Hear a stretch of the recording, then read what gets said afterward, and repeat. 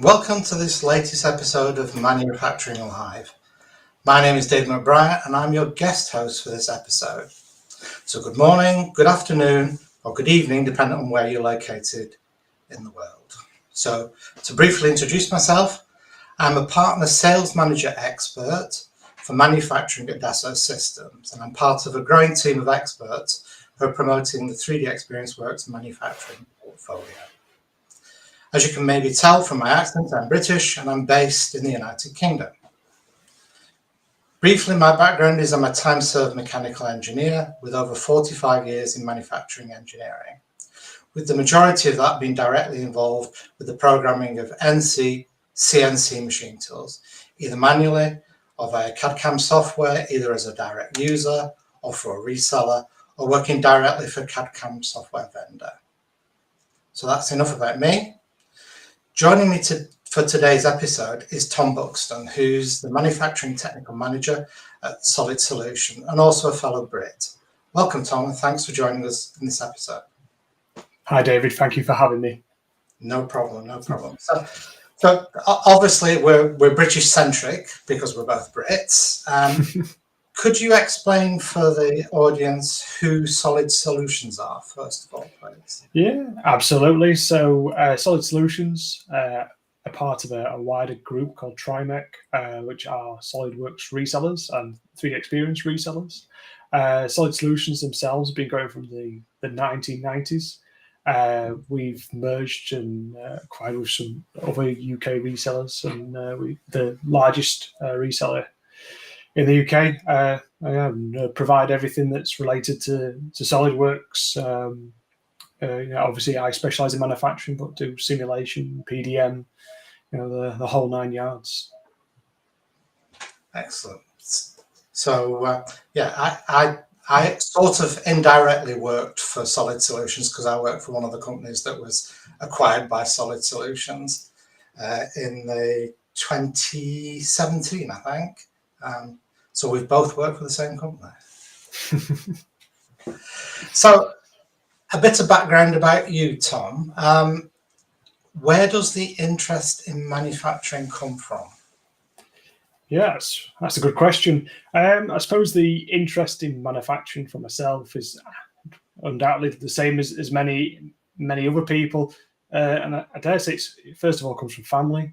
Me and David had a chat before the show, but my dad is an engineer and has worked in the industry. My granddad as well. He was a mechanic, so I can often remember on a weekend being a young boy and being forced to help fetch and carry tools. So I think I got the bug by just being in and around people that did engineering. I think then when it got a little bit later on, I like the idea of solving problems.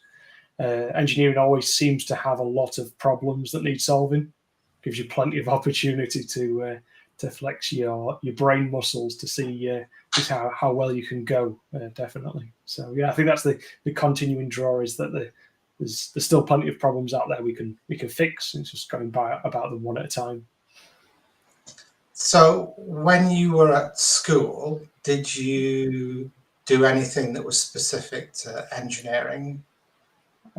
Yes, actually. So when I was secondary school, my secondary school, so I must have been 14 at the time. We were lucky enough to be invited over to America, actually. It's called the First Robotics Challenge, which by hook or by crook, I can't remember exactly why I was invited to be a part of the team, but I was nonetheless. And we made a robot that could take pool rings or donuts, as you might know them by, that you're sitting on the pool and you put them on a rack, and that's what the robot did, and you scored points for how many you did in a certain amount of time. So that was the start of it at secondary school.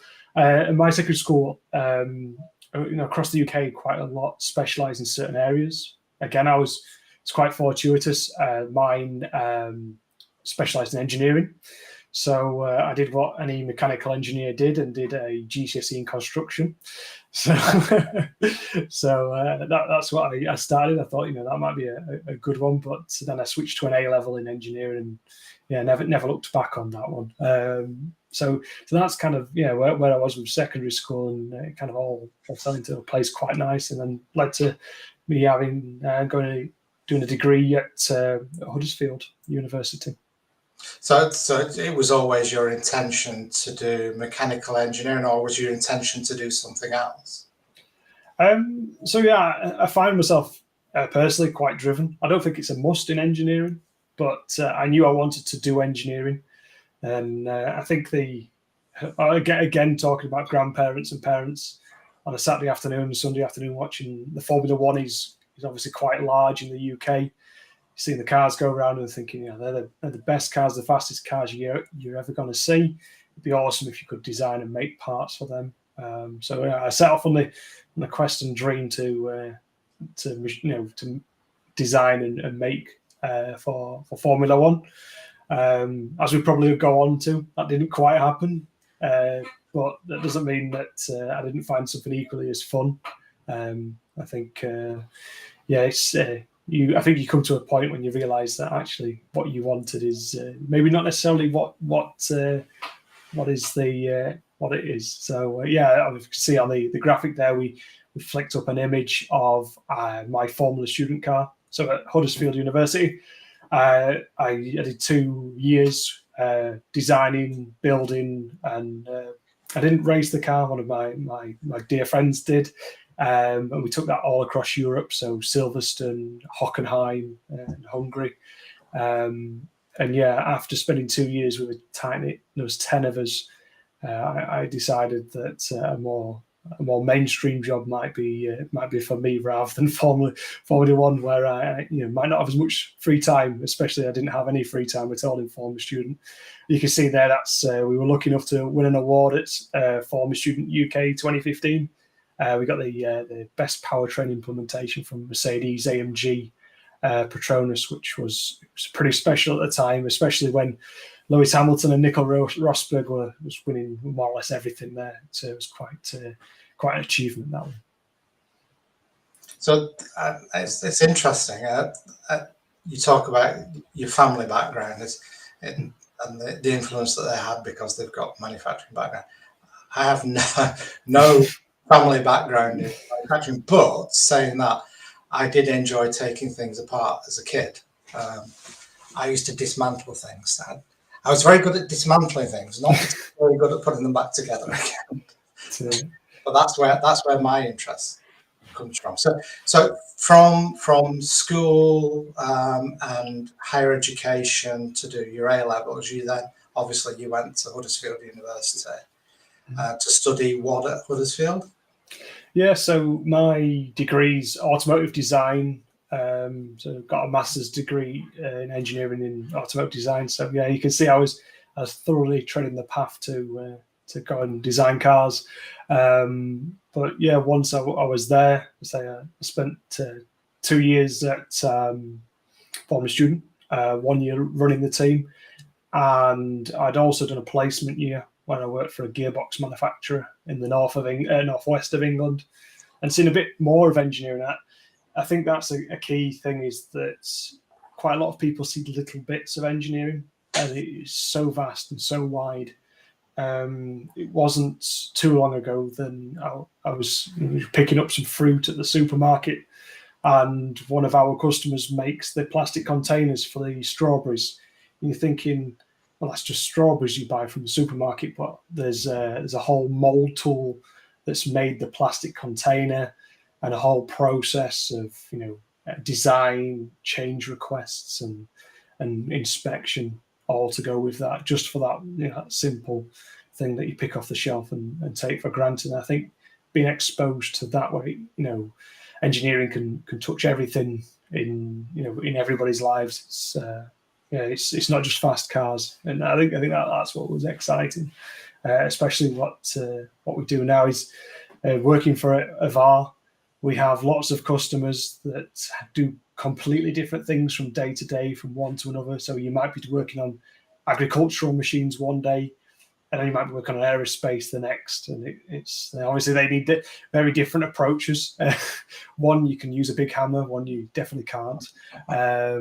And yeah, it's just really refreshing to see how people want to go about what they want to create and how it's going to do the next greatest thing. Like I know recently I was talking to a company that was making a robot that automatically picked asparagus. I was thinking, that's just amazing. Like who came up with that idea? It's certainly something that you wouldn't think of every day. And I think that's a key message for engineering, that it's everywhere. So yeah, and as you rightly say, the highlight that people see for engineering is the top level. It's the Formula One, it's the motorsports, and you can see why people aspire to work in those industries.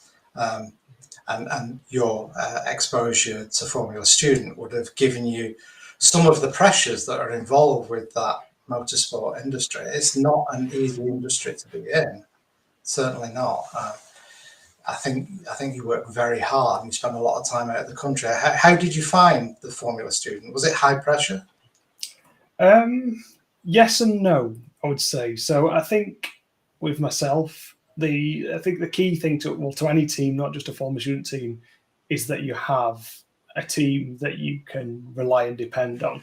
And I was super fortunate. There was, say, we were dependent on the year. There was eight or 10 of us, and we were all good friends all through university. And yes, there were some days where there was a deadline to get an engine dynoed, so making sure it's running for the competition, or it could be the nose needs a mould making, and that needs to be done today. Otherwise, we can't lay the carbon fibre and it cure in time. Those were hard deadlines, and they were very late nights, but they got done. But the pressure was always taken off by, there was at least one of us that would make a joke and make us all smile.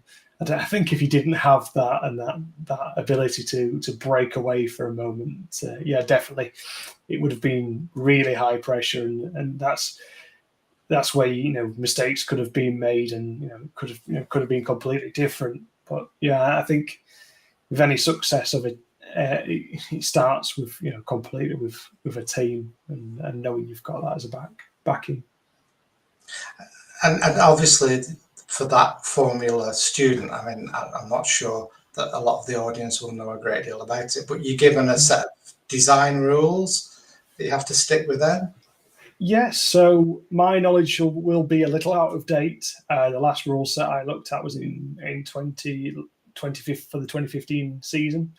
So it was you have to use a 600cc engine maximum. It has to have a restrictor of 20 millimeters on the intake, and you have to be able to fit what's called the 95th percentile person and the 5th percentile person. So basically making sure that you're designing a race car which can fit multiple people, whether it be the tallest or the shortest, and there's flexibility in there and it's safe for everybody to be in the car. And obviously with that, we made a steel space frame, and then machined all our outboard parts. So your hubs, your uprights. Obviously the engine we bought, but did a little bit of fettling with, and that was a KTM engine. And then obviously built an exhaust and an intake. And I suppose what Formula Student does as well is it shows you the different types of manufacturing. So obviously now I tend to spend most of my time doing CNC, very much like yourself, David, which is most of the time making parts from billet. But we had fabrication with welding, we had sheet metal parts, we had 3D printed intakes, and dealing with how plastic and race fuel don't mix and how you have to treat them so they don't melt. So that was something that we learned hard the first time we ever went out.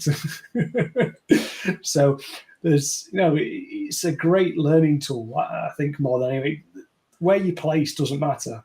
The key is that you learn so many skills that it's great to go to university and learn about techniques that be honed over somewhat hundreds of years almost. FEA, a great tool for simulation. 3D modeling, the world we have wouldn't be where it is if we didn't have it. But the soft skills of what are the limitations of welding? What are the limitations of 3D printing? What are the limitations of CNC machining? All those are encaptured, because you'll find very quickly you can't make the parts you've designed and have to go back to square one and do it again. So I can also see there's a question in the chat, David, if you want to pick that up. So there's a couple that's coming in. So the first one is from Usama Hadid. When did you design the Formula Student car? Where did you begin? How you choose the different components? And most importantly, did you do the flow simulation of the car to optimize the aerodynamics? That's a very good question. And I would say if it's the first time you've ever designed a car, and it doesn't matter if it's Formula Student or a road car, whatever it be, is you have to start, ironically, with the tyres. If you don't know what tyres you have, then you're never going to get the mechanical grip you need to be as fast as possible. So, yeah, picking the tyres you're going to use and is a starting point. And then almost working backwards. So then obviously you know what tyres you're going to use. Then you'd look at suspension, of what's the perfect suspension setup for what you're wanting to achieve. Then you obviously can get pick an engine and a weight you want to target. So with a car, especially a Formula Student car, was around 180 kilos. We went for a light car with low power, because we wanted the acceleration, whereas some, it's equally valid to have a heavy engine with more power and overcome the problem that way. But the fundamental is you must start with the tyres every time. With aerodynamics, at the time I did Formula Student, I have to say it wasn't common as it is now that everybody had an aerodynamics package. So we didn't actually run one. Our bodywork didn't really have flow simulation in mind. The ethos of our car, very much like, if you like 1960s Formula One cars, or Caterham is a brand in the UK, is lightness, making everything have dual functionality where possible, and having as little of the bodywork as possible was the main aim. Even though it's carbon fibre, it still can add up. So that's that was that. But yeah, I think if you're doing aerodynamics on the car, I think a key consideration that not a lot of teams look at is keeping the centre of pressure around the centre of mass is probably a good start on that one, regardless of your downforce level or drag level. And I can see there was a little addition to that of what materials did you use. So that one's again a good question, and probably comes back to engineering. So with our car, we had a test track. Our test track was Huddersfield International Airport, as we love to call it, which was a small strip of tarmac in a very remote part of the country. It rarely saw a light aircraft, never mind a Boeing 757. And what we found there is that we had an undertray. And the undertray was made from carbon fibre. Carbon fibre is great, it's light, it's strong. But because of the uneven surface and how the vibrations in the car, we cracked it. And with carbon fibre, say once you crack it, it doesn't really stay together, it shatters. So with that, this wasn't my idea, it was one of my teammates. We introduced a layer of Kevlar, because Kevlar is great for stringing and keeping the component together. So you weren't going to shatter it into a million pieces. So even if it had a crack in it, it was still usable. So that was some of the, if you like, on-site testing we did. But yeah, mainly carbon fibre or carbon fibre and Kevlar. There are newer materials now, so like there are more eco-friendly ones, like you can get hemp that's woven. So there's all sorts of different things now there, and flax as well as a common one that can be used. And Osama also said, how long did it take you, and how many people were in your group? So there was 10 people. It's always a year cycle for the student. So you can have ideas that roll from one year to the next, but fundamentally you should be designing a new car every year. So, year one, maybe you want the lightest car possible. And year two, you may think, well, we really nailed that. That's great. And then we want to go and say, actually, some time we can gain here by adding an aerodynamics package. So then you would look at adding an aerodynamics package, but then how does that aid with the lightweight concept? And you'll find you have to add weight to make sure the aero package stays on. So most likely, when you're talking about a car, there will always be a 1 year cycle, because when you introduce something new, you should really look back to the start and see how the question of how can I have the quickest car possible has changed for the addition you want to add in. It's interesting as well, and just to clarify, you don't start with a blank sheet. You're given some guidelines that you have to work with, and is that correct? Yes, I can't remember how large it is now, but there's a large manual that has a rule set that you have to go through, and the rules do change slightly from competition to competition. So for what might be okay in the UK, they may want it slightly different in Germany, it's slightly different in Hungary. I know that in the UK we had a titanium skid plate for the engine, and in Germany we had to change that out for a steel one, I believe. I can't remember off the top of my head the reasoning behind it, but yeah, there's just such small things to look at like that. You have to keep your wits about you, and I think a good word that I always keep close to my heart is agile. Got to look at how agile you can be. You get put into a situation. How do you come back from it? Because in the instance of former student, you want to be racing, and a scrutineer saying you can't race is an opportunity to show that you can overcome a problem, solve it, and get out doing what you want to do there. And it's a good introduction, because a lot of these motorsports, including F1, have these guidelines, these rules and regulations that you have to adhere to. And they go through, certainly in rallying, they go through scrutineering before every rally. So yeah, thanks for the questions, Osama. They're very good questions. If anybody's got any other questions they want to ask, just put them into the chat, and we'll pose them to Tom, and hopefully be able to answer them. So obviously you really enjoyed the Formula Student, and you said you also did a placement for a year at a gear manufacturer.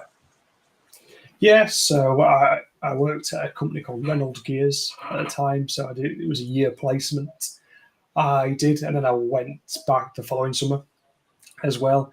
And they specialise in worm gears and worm shafts, and they're world renowned for what they do. They really clever how they do it, and that was my first real exposure to engineering. Is so much more than just, I say, what I'd seen as automotive.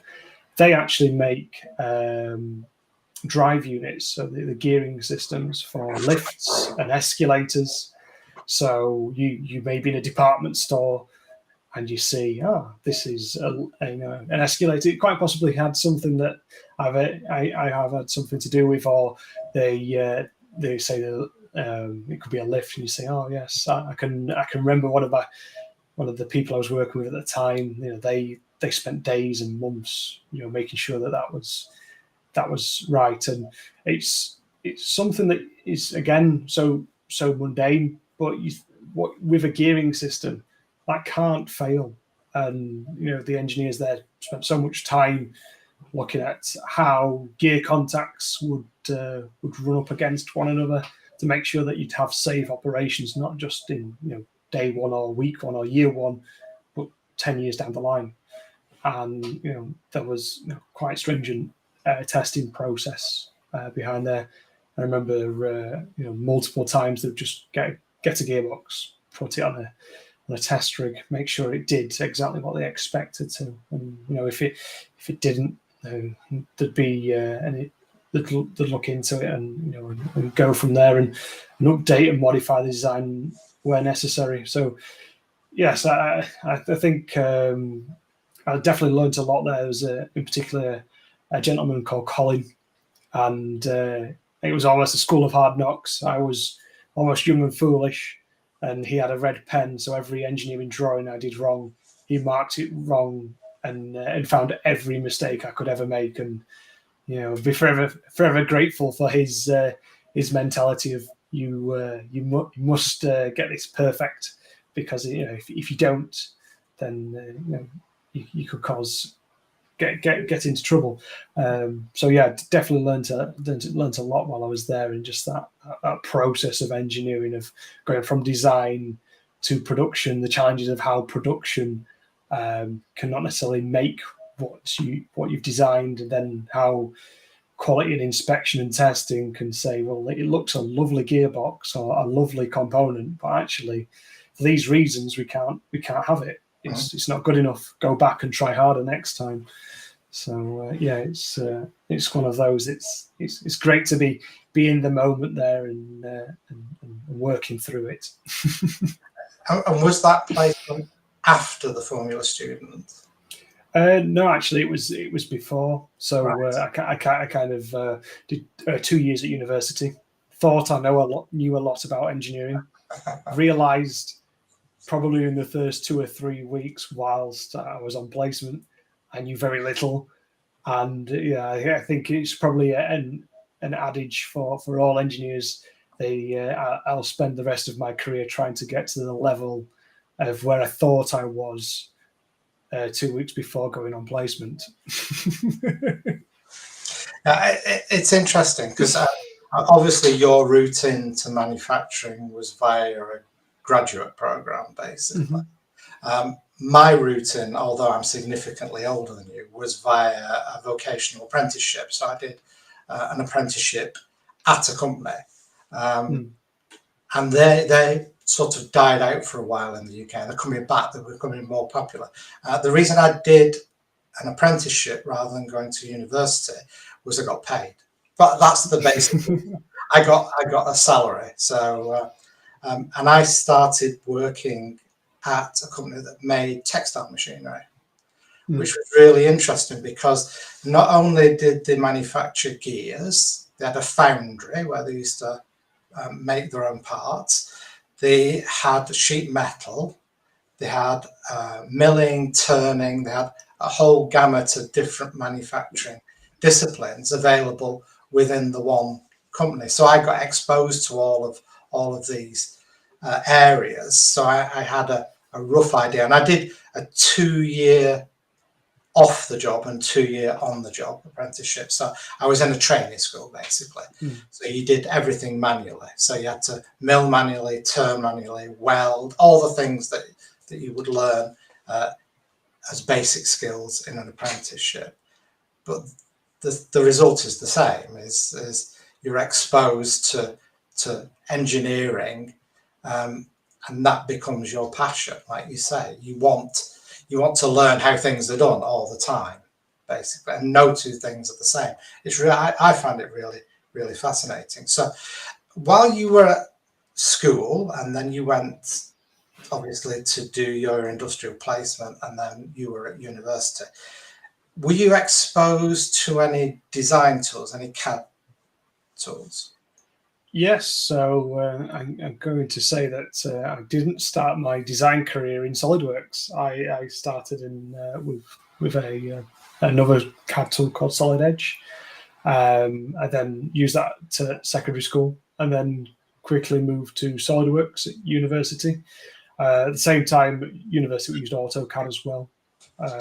So just so you could get the appreciation of how 2D and 3D work very differently together.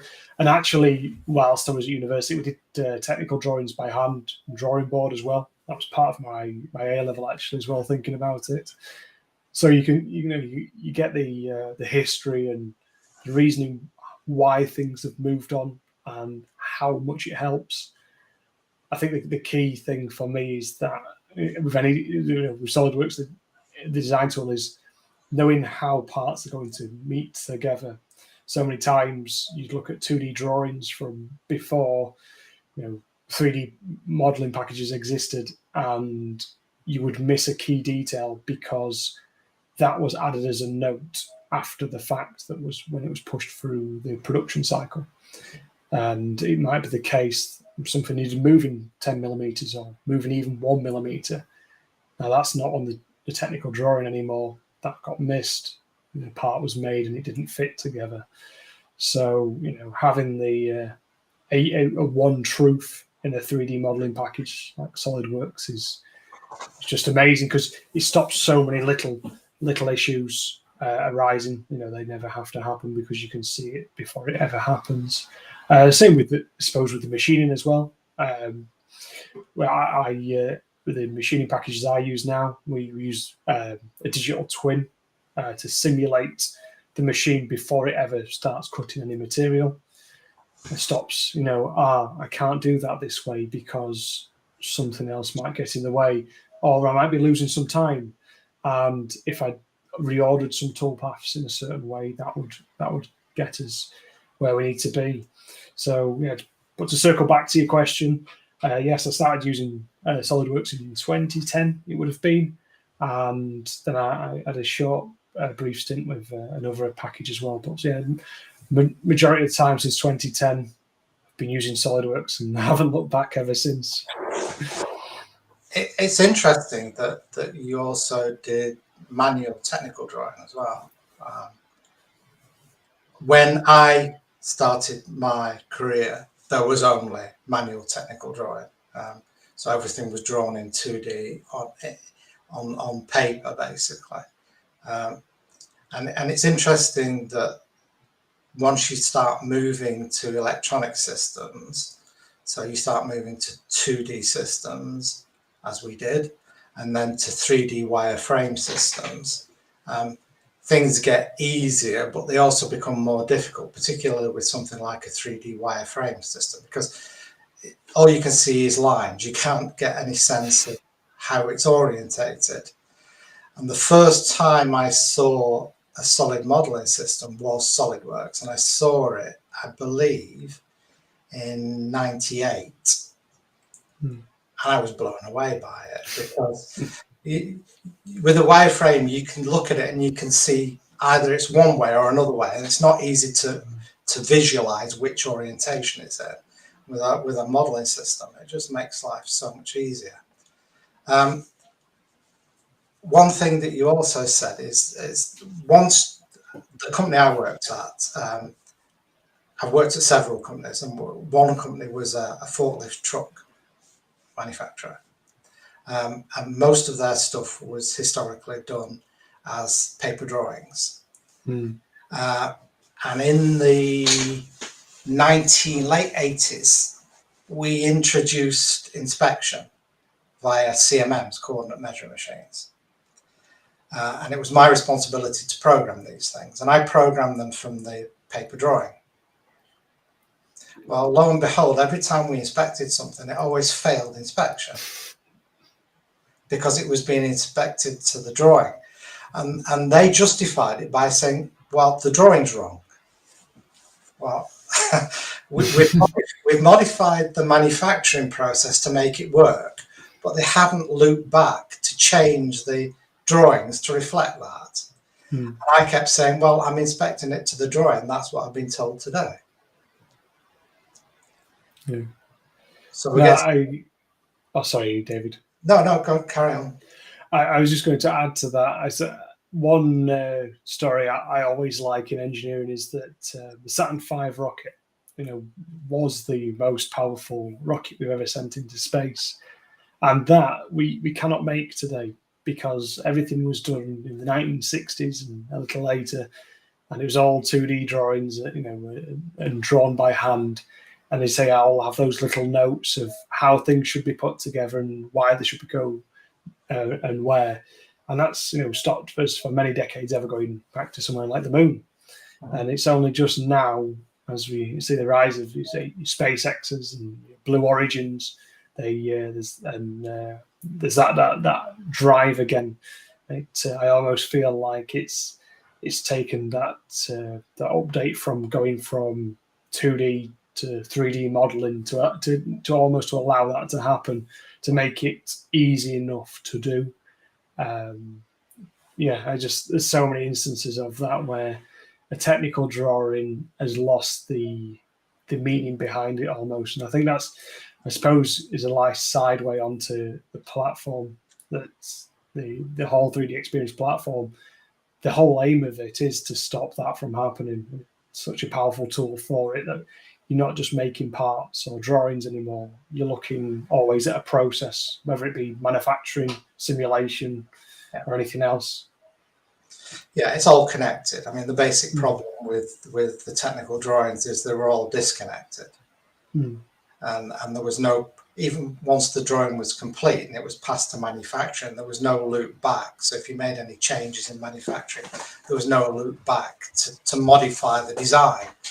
It just, I used to keep being told, we do it like that because it works. And you think, that's fine, but if somebody has to come in and check something, what are they checking it to? Are they checking it to the drawing? Because that's what exists. That's the only truth that exists. Whereas with the platform, the data is on the platform and it becomes a single source of truth for everything, not just for design. It becomes it from manufacture, for everything downstream from it. So you're quite right. It makes things a lot easier, and it gives you this loop back, this single source of truth. Just while we're talking, there's Sam has come up with another question. He says you guys previously used carbon fiber and Kevlar. Did you have to design a mold, or did you outsource the parts? If you did it yourself, can you please guide me how you did it? That's a great question. So this is definitely not the most optimal way of doing it, but it's the way we did it, and it did work. So we first of all got our SOLIDWORKS model of the bodywork we wanted, or the under tray. We then sectioned it. So sectioned it, say 10, 20 times, I can't remember. A good tool, if you want to use this now, it's one that I didn't have at the time, is the slicing tool. So in the top right of your SOLIDWORKS, go into the command search and get a slicing tool. That will definitely help you.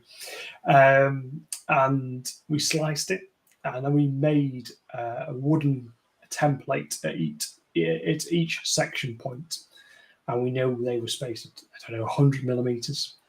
We then filled the gap in between that 100 millimeters with high density foam board. And we just wire cut the foam away from the wooden templates. So that gave us an impression. We then filled that, so it's a level surface and a smooth surface, and fiberglassed that. So we get a book mold, and then we'd lay the carbon fiber on that reverse mold. So a few steps, not as easy as, say, just machining it from scratch, but at the time we didn't have a machine large enough to do that, the size of mold we needed. And whether it's the right or wrong way, we got bodywork, it looked correct to the model and it was accurate enough. So that's the key thing, is knowing how accurate you need to be. Can you be plus or minus 1 millimeter, or do you need to be plus or minus 10 microns? That is the difference between it costing an achievable amount or it being vastly expensive. And the result was correct. Yes.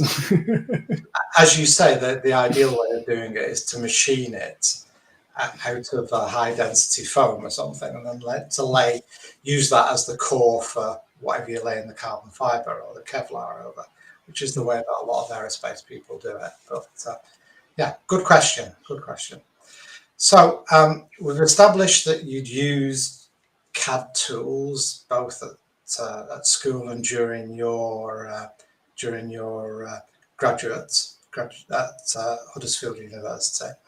So, and you've obviously got this passion to be a mechanical engineer. So how did you then get into the industry that you're in now? How was it by design, or did you fall into it? It was a little bit of both, actually. So I think the first part is that we had a requirement from Solid Solutions, actually, from the university. So Solid Solutions was doing a launch event, very much like how we have 3D Experience World every February. They had one in September, October time, and they asked the university for a guest speaker, and nobody at the university wanted to do it at the time. So they said to myself, Tom, please can you take the car and take yourself and talk about how you use SolidWorks with the team. So I did, and I spent, I don't know, I can't remember exactly how long, 40 minutes, an hour, talking about here's his model and here's the processes that we do to make his car, and this is the manufacturing challenges we've had, and so on and so forth. And after that, I got asked to, very, very, very by surprise, unfortunately, to come to Solid Solutions' main office in Leamington Spa and have an interview. And I haven't looked back ever since, really. So, yeah, as soon as I came here, I did a little bit with simulation. But I think my background of knowing the production environment quite well, quickly got pushed into the manufacturing team. And as it's grown over the years, so when I started, there was 3 of us in the manufacturing team. Now we're at 15, so it's grown, bigger and wider than I'd ever expected. It's I just grown along with it, and there's always the benefit for me is that there's always a challenge every day. There's always the latest and greatest machine to help somebody make something crazy and new every day. That keeps me coming back to go through the challenges that everybody faces. So your in at Solid Solutions was SolidWorks, basically. Absolutely. It was just knowing SolidWorks. I was quite fortunate to be doing a live demonstration to the owner of the company at the time, indirectly. So that always helps. But I think for anybody who's going to an engineering interview, if you've got your SolidWorks knowledge, having a portfolio, even if it's just 3D printed out 2D drawings. These are the assemblies, drawings, parts I've made. These are the challenges I had making these. It's regardless. Any engineer is going to be excited and interested in hearing about how you've gone about something, and it's going to make you look even better because it's something you're passionate about and want to talk about. And I think that's always the key, is having something that you're passionate about, that you want to talk about, and showing off your skill, which is all 3 things really of what's needed in an interview. That's a great pointer, actually, is that for people who are interested in getting into this industry, is to back up an interview with examples of what they've done. Like you say, go with some hard copies of stuff that you've done. I mean, for you, it must have been relatively straightforward because you've got all the stuff that you've done with Formula Student, for example. Yes, yeah, and it was really fortunate of me because I could just go and say, here, literally, here's the car, here's the the machined parts, here's the welded frame, so on and so forth. But I think we're living in a time now that's better than there's ever been. If you look at the price of entry-level 3D printers, they for a couple of $100 or pounds or whatever your local currency is, you can get something that makes parts that can be usable. And it might not be that it's for anything more than it might be a cookie stamp, or it might be a 3D printed door handle, or anything you could think of that you might think is, that's just something I'm doing as a part of a hobby in my spare time. But actually, no, it's it actually shows a lot more than you may realize. Even it could be a phone holder, and I know that's the go-to for our graduates and interns when they see 3D printers with us, is that I could make a phone holder or a headset holder or anything that can make a desk tidier. But it shows that you understand the process and you know how to follow it, and you're capable of doing it as well. So you're capable of producing a design, and then you know how to take that design through to manufacture, be it 3D printer, for example. and what's Exactly. necessary to do that. No, definitely. I think, yeah, it's such a good way of showing it. So how long did you spend? What year did you start joining Solid Solutions? It would have been 2015. So I finished my degree in August and started in September, from memory serves correctly. And yeah, I was straight to work. I didn't have a gap or anything like that. And yeah, I've been working here over 8 years now. Progressing through. Initially we using SolidWorks add-ins for CAM, and now looking at the wider manufacturing space. So I very much started off looking at just metal work, so CNC machining on metal components, but there are woodworking tools and sheet metal working tools. So making sure that we can help with all different industries, and obviously a great one that has come new to me, at least, is robotics programming. So it's robotics and looking at factory simulation. They're two as I would say, bleeding edge technologies that I know that you're championing as well, David. Yeah, it's amazing, as you say. You see CAD CAM and you think about subtractive machining, so milling and turning, for instance. But with the additive machining in there, which is fairly recent, and then all the other tools that you need, it's not just metal, it's wood, it's sheet metal, all these things. Metal printing. It always amazes me when I see metal stainless steel printing, just amazes me. I can remember years ago, somebody who was in the know said to me, it's going to take off, is this 3D printing in metal? And I went, yeah, no way. Take off. Yeah, I had to eat my words, basically. But yeah, manufacturing isn't just subtractive or additive. It's the whole process.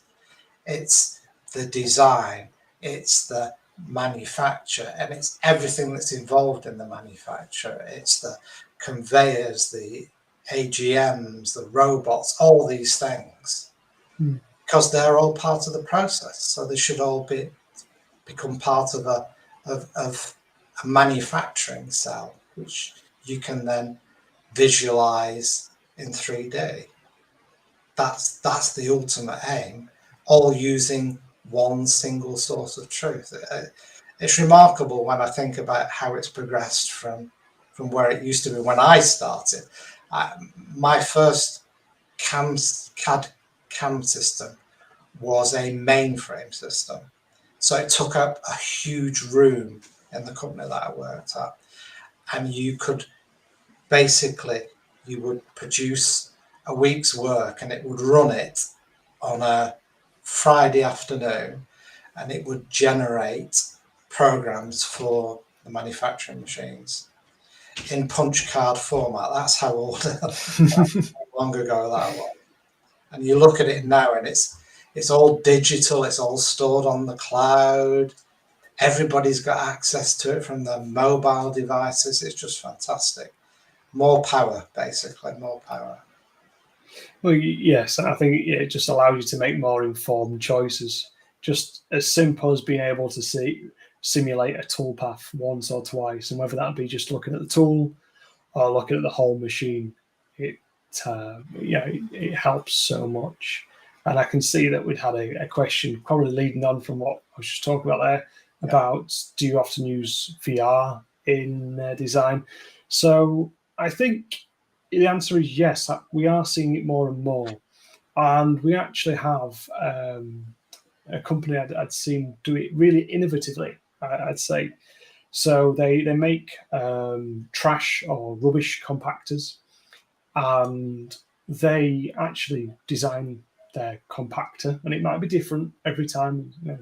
It might be bigger, smaller, and they get their engineers and get them to visualize, can I pull this lever? Can I press this button?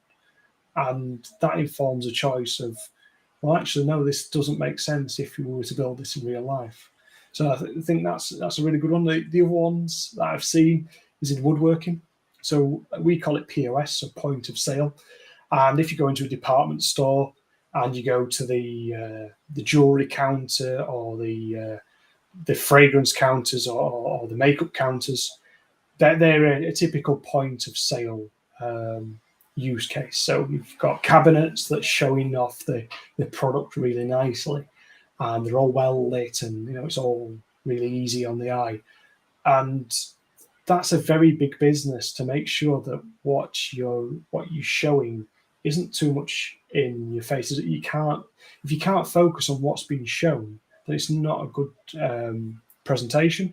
And if it doesn't say what it is immediately, again, it's not a good presentation. So having that ability to step back, immerse yourself in the environment, and check it to be what you expect it to be, they are definitely two amazing use cases. Again, it's not necessarily a design; it's part of the design. I'd say the entire process. It could be the case of we design something, we review in VR, and then we go back and change the design, or it could be we go to production, and it could be almost. I've seen instances of companies trial fitting components onto a larger assembly, and then they get to that point in time and realize they have to assemble the components in a slightly different order to make it fit, and they hadn't realized that at the time of design. So yes, it's VR is not used in every circumstance, but there are valid reasons for it, and it's not just for design. I would say it's the whole process, and it's definitely part of that reviewal process. And it's becoming more popular. That VR was always put on a headset and see the virtual, but these things are progressing so quickly where you can get things projected. So on an assembly line, you can have things projected onto the actual parts to show you what order to assemble them in. Yeah, I think if anybody wanted some bedtime reading or viewing, one that wowed me was Delmia have got a whole module that looks at superimposing the 3D model onto an image through an iPad. So using AR as well, and extended reality. And that's in case instead of a traditional manual wired two components together, you can look through that and it says, here's this part and here's this second part. And that, it's amazing to think we've come that far, even from when I was at university. That was never in my wildest dreams that you get an iPad or a tablet and say, look, hover over, and it will give you the process of how to fit something together. Yeah. The progress that they're making in manufacturing is just incredible nowadays. So obviously now you're involved completely in manufacturing for your sins. You get all the good jobs. You're supporting multiple manufacturing products because yes. the idea is that at Solid Solutions that you try and offer as many solutions as you can to suit the customers, I guess. Yeah, exactly. And that's the key aim, is that a customer always has a requirement, and a customer for us always comes first. They always need to be the soul of what's happening. And from there, it's like if we were designing or machining or producing something, you have to look at what's the end goal, and we want to be able to get there as quick as possible. So yeah, it can be dependent on the industry, it can be dependent on the machines they're using, it dependent on the outcome the customer wants. Very much depends on the software that they would use. Like for instance, if the customer wants to know how to package something, we're looking at robotics. If we're looking at machining something, dependent on complexity. There's a myriad of tools out there that can help. Yeah. And I guess you also get involved in the stuff that's done in the background, the post processes and that sort of thing. Yeah, so you think you've hit the nail onto a rich vein there. That with any CAM system, regardless, the there's one key to success, and that is the link between what you see on the screen to what you see being machined, and that is what's called a post-processor, and that's really the lifeblood of any CAM system, being able to translate what's been done on on your PC to your machine. And there's always challenges, because machines are always getting more complicated with more options and more different functionality. Like, for instance, you might have a 3-axis milling machine or 5-axis milling machine might have been commonplace a few years ago. Now we often deal with multi-channel, multi-turret mill turn machines and sliding head mill turns, which were often seen as more niche pieces of equipment. But as the requirement for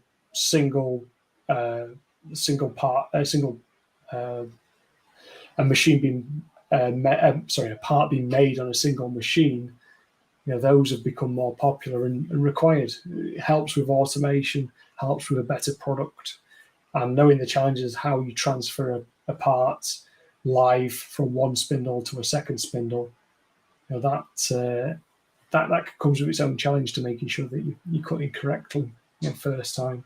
Yeah, it keeps life interesting. So, yeah, thanks so much for your time today, Tom. It's been really interesting talking to you. If anybody who's viewing is interested in a career in manufacturing, for Dassault Systèmes, we have a careers page, particularly for the graduate, which you can see on the screen now. So this will lead you to the graduates availability within Dassault Systèmes. So there's internships, there's a graduate program, and there's the VIE program, depending on where you're located in the world.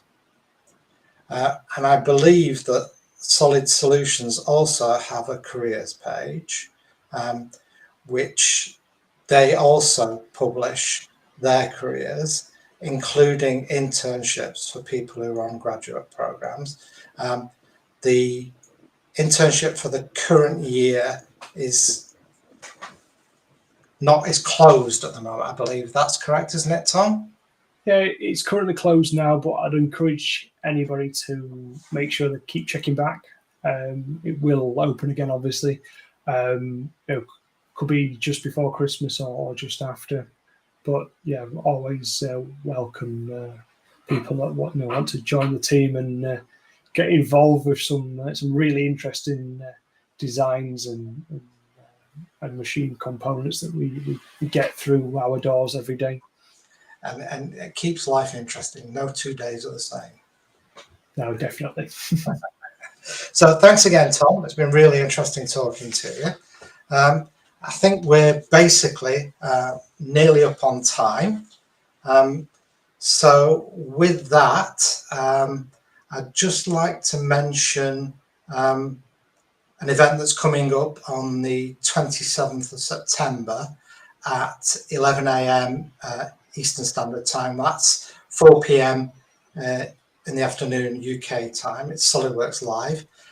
Coming up at the end of the month is the most popular episode of SOLIDWORKS Live for the year, and that's the What's New. Join us as our team of SOLIDWORKS experts walk through the latest and greatest capabilities that are available to you with SOLIDWORKS 2024. This is an episode you won't want to miss. Please note that this is a special Wednesday episode of SOLIDWORKS Live.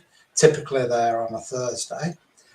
And to make sure you don't miss this show, please be sure to subscribe and hit the notification bell icon to make sure YouTube lets you know when we go on air. So with that, I'll thank you for attending this Manufacturing Live episode, and we'll hope to see you again at another one. Thanks very much for your attention. Bye.